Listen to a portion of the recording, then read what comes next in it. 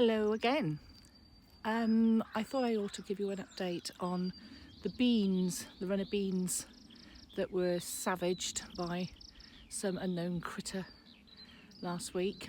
Still don't actually know what it was actually. I'm tending towards pigeons.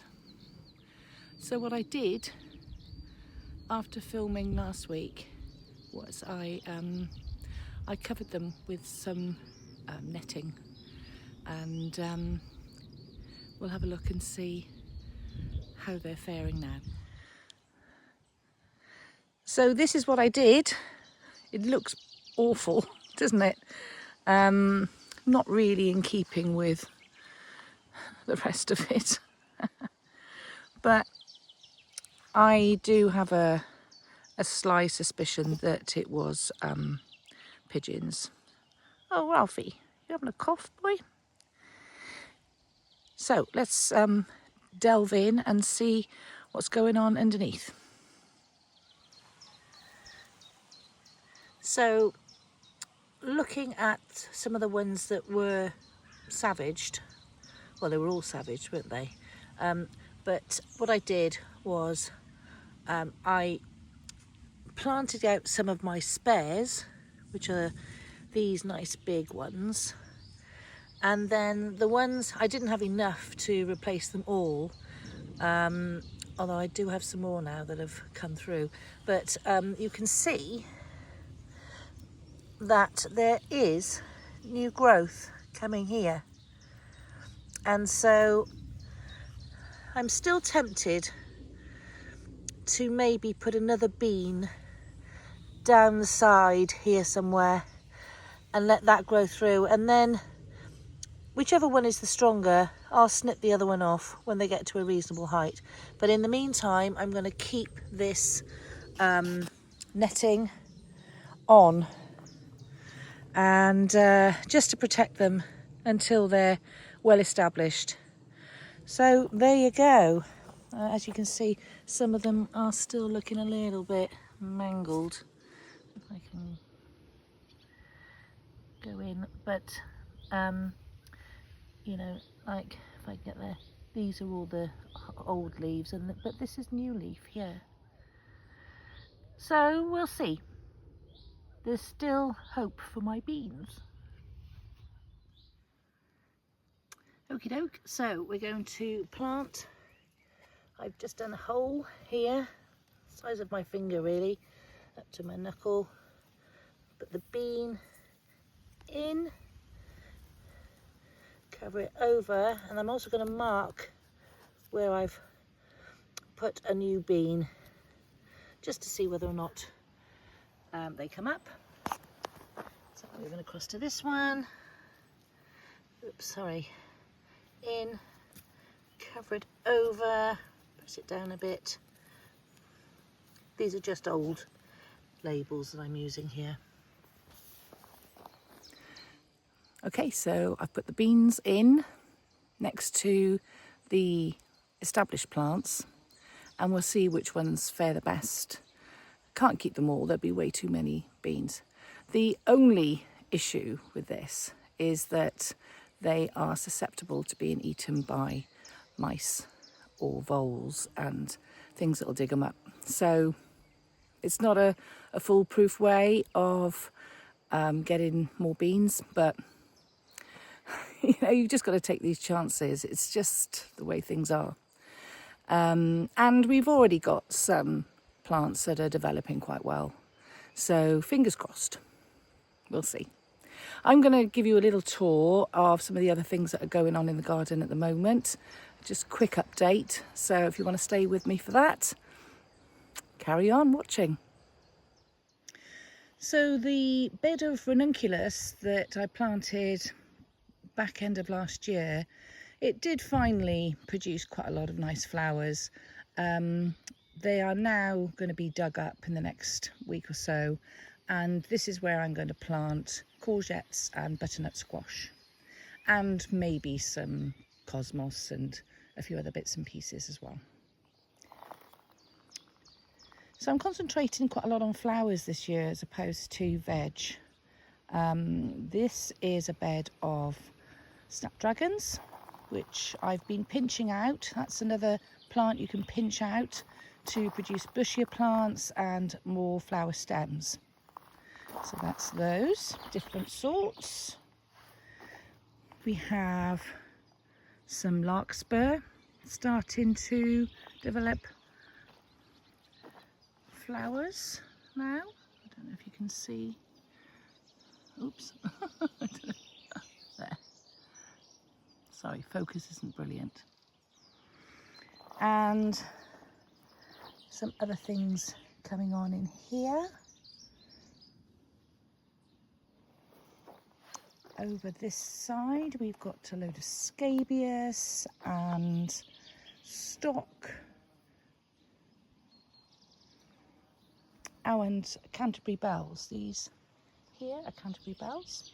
Hopefully they might flower this year, but they are a biennial and it was a risk that I took to sow them in January and see whether or not I could actually get them to flower this year.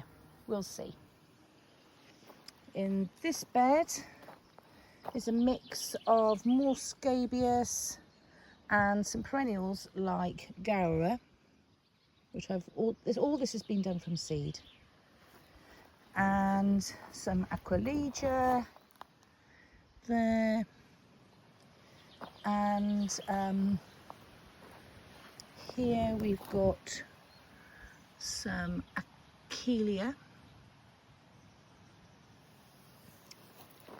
Here I think are Statice, and on the end I think it's Clary Sage. Gosh, I'm gonna have to do better with my labels because I think the rain is washing out quite a lot of the marking. Darn. Over here are some dahlias that made it through the winter. They're starting to come up. They're the ones I didn't lift last year. And then here is a bed of cosmos, all different sorts. These are red onions and a few on the end are shallots. These are white onions. And this is a bed of shallots. And these are my sweet peas, which are finally starting to wake up. Over here is the rhubarb.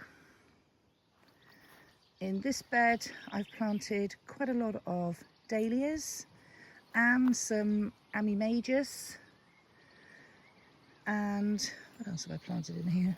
Gosh, these were my labels. Dear, oh dear, I'm going to have to think again about my labelling. Ah, here we go. What are these? Oh. They're like a chrysanth, I think. Gosh, we'll find out one day, won't we? When they all hopefully flower. I've planted out some sunflowers, done them up against the fence so that I can tie them in if I need to. And I've also recently been planting out the rest of my dahlias in the beds along here. And I'll fill in with more cosmos, zinnias, and any other things that I think will go in.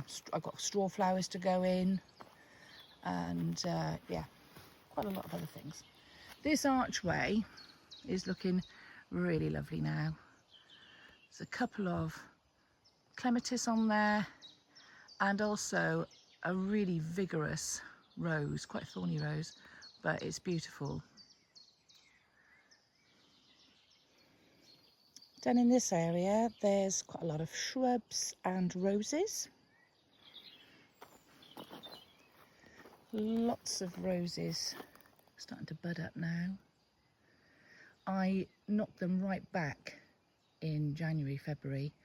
I really went to town and I took them down to about 9 inches, so they're doing very, very, very well.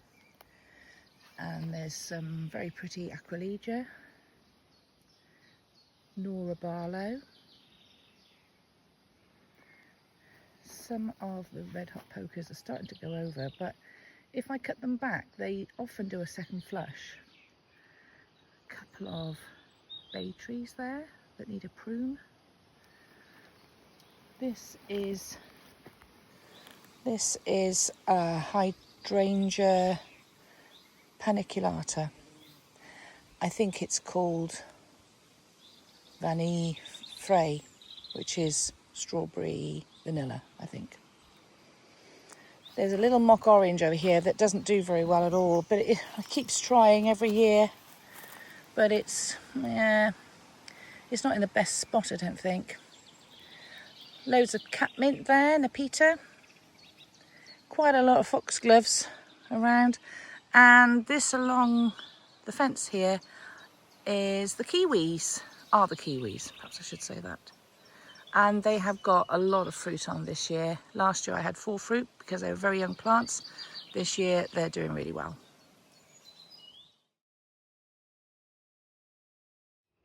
Here in the poly, we've got our tomato plants in with, I think there's some fruit coming on some already.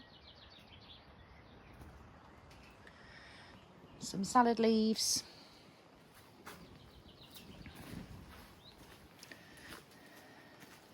More cosmos, some Nicotiana there. Cosmos that needs pricking out. And some zinnias up there. Quite a lot of plants to still go out into the garden beds. This is where the garlic was a few days ago. I've now put some more tomato plants in.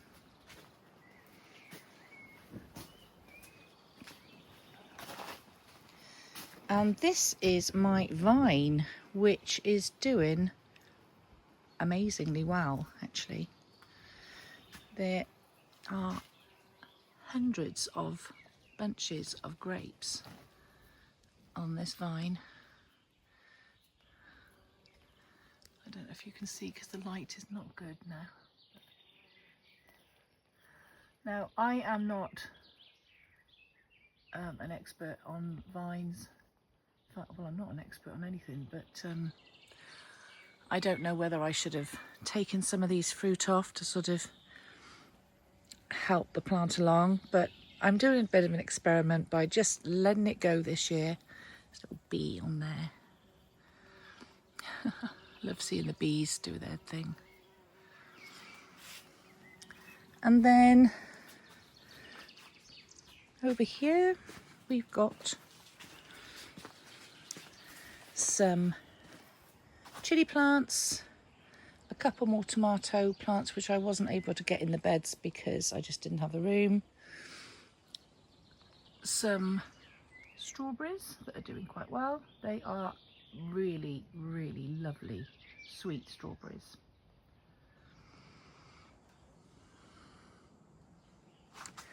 And then in the corner, past Ralphie, who's on my chair, bless him.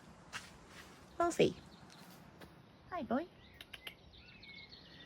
Here we've got my selection of cannas, and also this green thing here is a hibiscus, a giant hibiscus.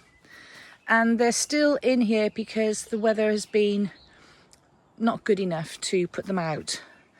Last night I think it got down to about 4 degrees and it was just going to be too much of a risk to put them out. But now I think the weather is starting to perk up, and so they will now go outside in the next few days. Sorry about the mess on my table there. We've got loads of hydrangeas here, and I think there's around about 80. And they're just starting to bloom.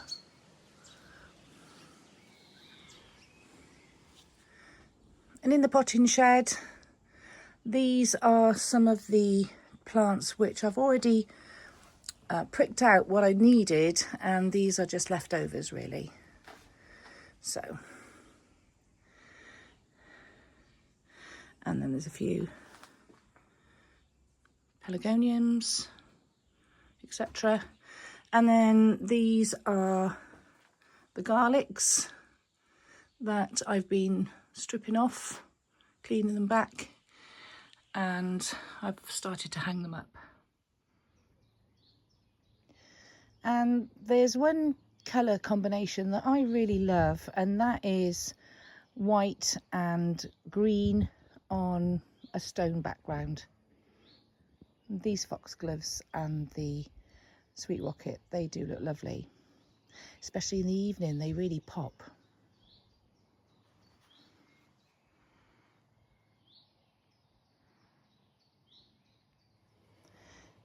And I also potted up some smaller dahlias in these pots. And also look at this rose. It's called Desdemona, and it smells beautiful. So there we are. I hope you enjoyed the little tour and the continuing Runner Bean saga.